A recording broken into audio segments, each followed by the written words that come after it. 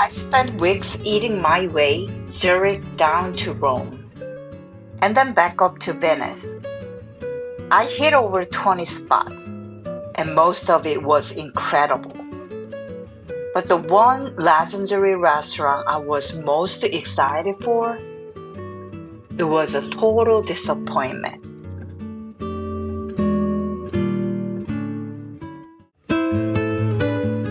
Our trip kicked off in Zurich at Adler's Swiss Sushi for some classic fondue.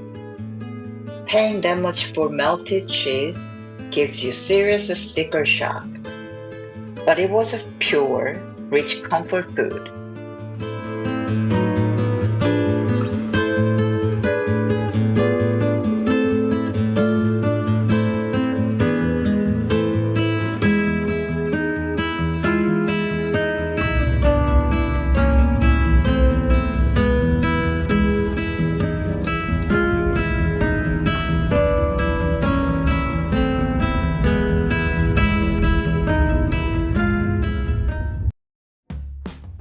From there, we took the scenic train across the border into Tirano and hit Verona, Korean.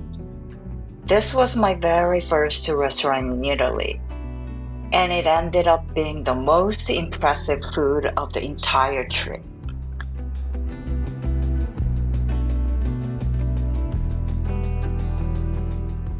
We started with the appetizer from a historic local butcher, followed by a traditional buckwheat pasta called pizza curry.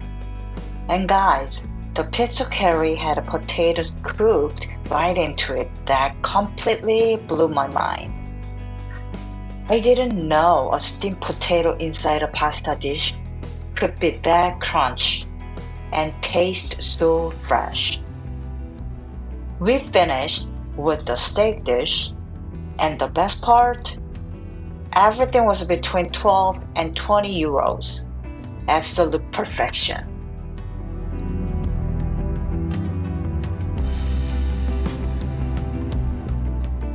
Next, we drove deep into Tuscany, starting with a few days in Florence.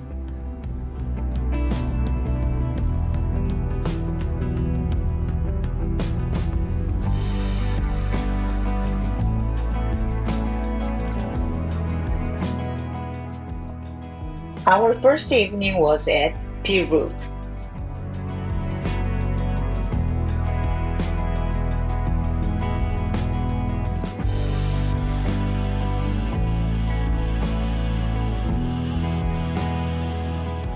And wow, the night view over the city skyline is absolutely amazing. Usually places with a view like this skimp on the kitchen. But the food here was actually outstanding. For our next dinner, we went to Ristorante Storico Sabatini. The food was just okay. Nothing stood out or impressed me at all, but the server was super nice.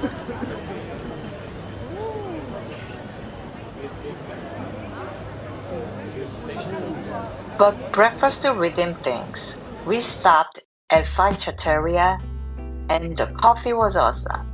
Just a perfect, punchy local Italian espresso to kick off a road trip.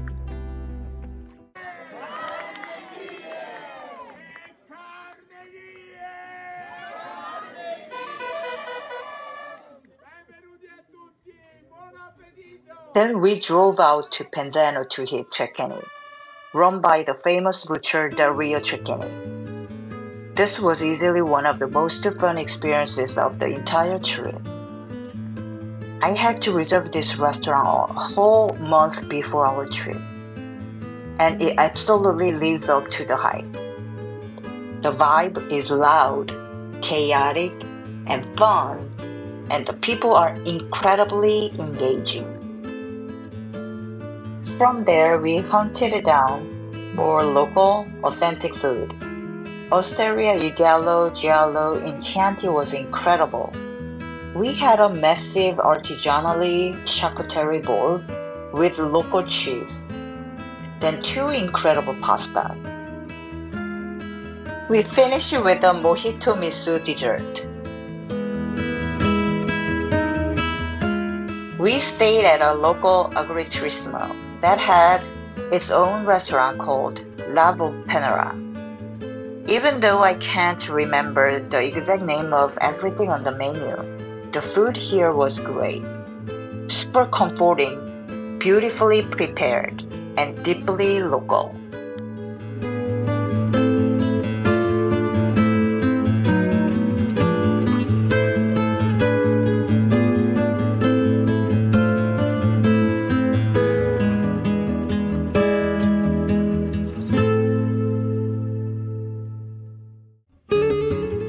On the flip side, we stopped at Osteria del Podero in Lucca, and it was totally forgettable.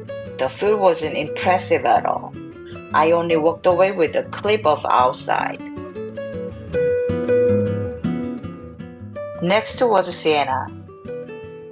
We did a nice short stop at Il Banderino, just to grab a quick coffee and take in the stunning view right on the main piazza.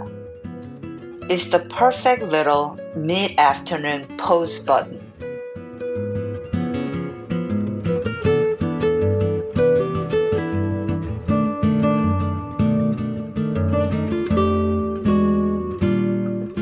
We finished the Tuscan trip in Pienza at Casanuove. Pienza is the capital of pecorino cheese, and we ordered a crostone and handmade ravioli. They were so awesome and impressive.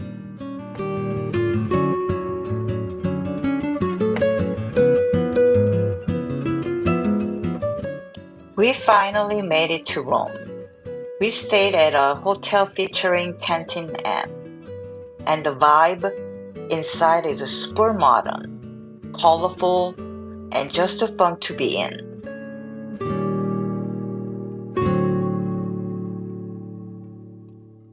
We ended up doing their breakfast buffet and a light dinner here, and everything tasted great. It's exactly what you want out of a hotel spot. Convenient, cool, and genuinely good food. Now, let's talk about the meal I was most excited for, Roscioli.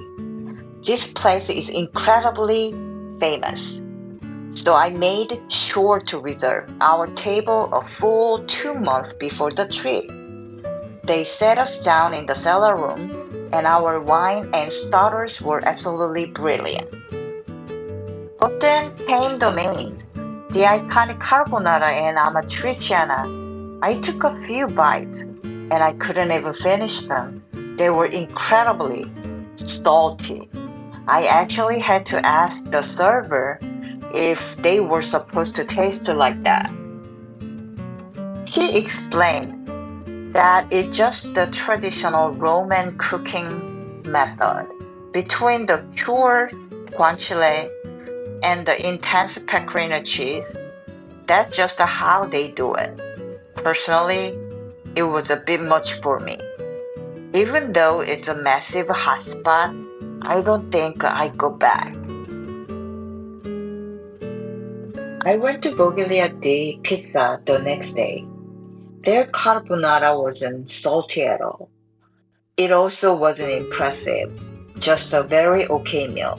But it definitely kept the great Roman pasta mystery alive. We capped off the evening at La Romana for some gelato. It was absolutely spectacular, creamy and packed with flavor. From the historic streets of Rome, we headed far north to the breathtaking Alpine beauty of Lago di Braies. We stayed right by the lake, and every single morning started at the hotel's panorama restaurant. The breakfast buffet here was an absolute dream.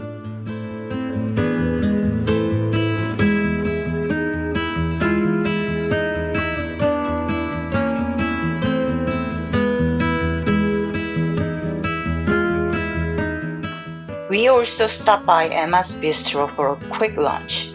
It was a super solid, satisfying meal packed with a rustic home-cooked energy.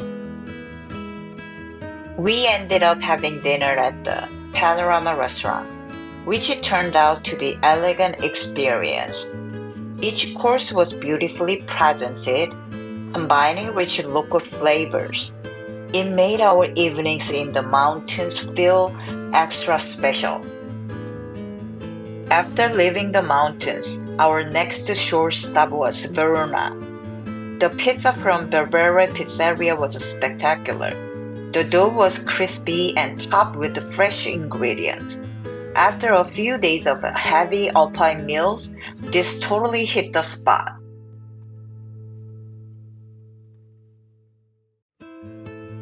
For the final stop of our epic Italian road trip, we made our way into the iconic canals of Venice.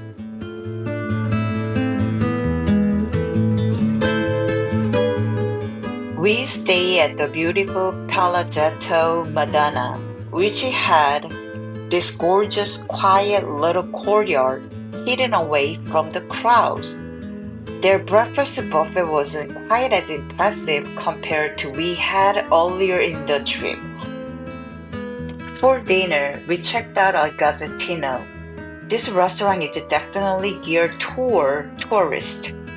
The seafood platter and squid ink pasta were all perfectly fine and satisfying, but it didn't necessarily feel unique or groundbreaking. The next day's stop was the Museo Corol Cafe. If you are looking for a spot to relax, the drinks and treats here are great. But the real star is the view. Sitting right there with the spirits, looking over the entirety of St. Mark's Square was unforgettable. And that's when we stumbled upon La Lantana, which completely blew me away.